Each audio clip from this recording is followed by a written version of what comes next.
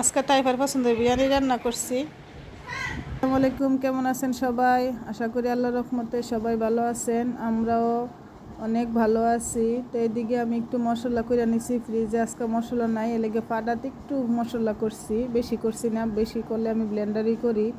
তো এখন আমি ভালো করে মাংসটা ধুয়ে নিতেছি। না, আমি আগে থেকে মুরগির মাংস ভিজাই রাখছিলাম।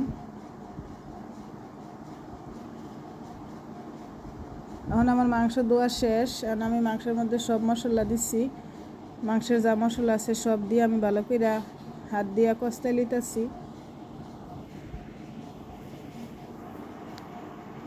তো দিয়ে আমি মাংসটা ভালো করে লাড়তাছি, কষাই রানলে মজাই বিরিয়ানিটা। আসলে যে কোনো তরকারি ভালো করে কষাই রান্না করলে অনেক মজা লাগে। তো এখন আমার মাংসটা কষানি শেষ, আমি 1 কাপ দুধ দিছি। আজকাল বিরিয়ানির মশলা দিছি না, কম মশলা দিয়ে বিরিয়ানিটা রান্না করছি।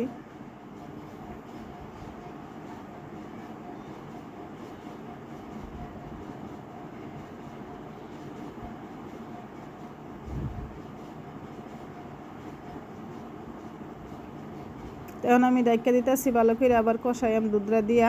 এখন আমি পোলাও লেগে আবার একটু গরম পানি বয়াইছি।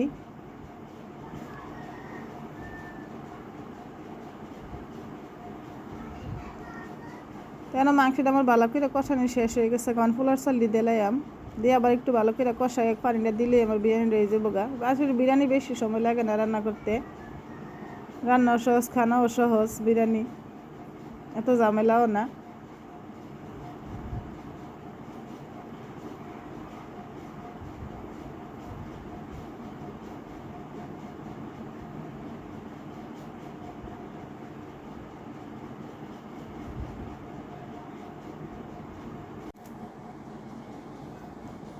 তো এখন আমি গরম পানি করে রাখছি, গরম পানিটা দিয়ে দিমু। যারা আমার ভিডিওটা ফেসবুকে দেখতেছেন লাইক শেয়ার দিতে ভুলেন, আর যারা ইউটিউবে দেখতেছেন সাবস্ক্রাইব করে দিয়েন। কেন আমি পানিটা দিয়ে ভালো করে একটু লাড়া দিয়ে দিতেছি।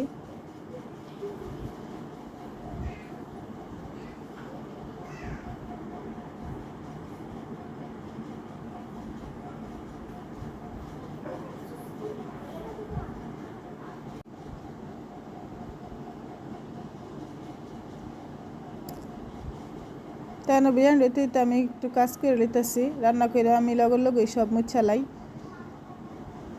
প্রতিদিন মুছালাইলে এত তেল জমে না।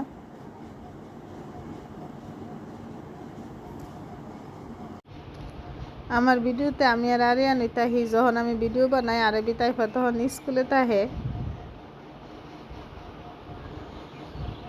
তো আমার রান্না শেষ, আমি আরিয়ানরে গোসল করাইয়াম। তো আরিয়ানের গোসল করাই, আমিও গোসল করে লাইছি। এখন আরিয়ানরে খাওয়াইয়াম, তারপর আমরা খাইয়াম সবাই। তো আরিয়ানের খাওয়া শেষ, এখন আমি খাইতেছি। তো সবাই ভালো থাকেন, আল্লাহ হাফেজ।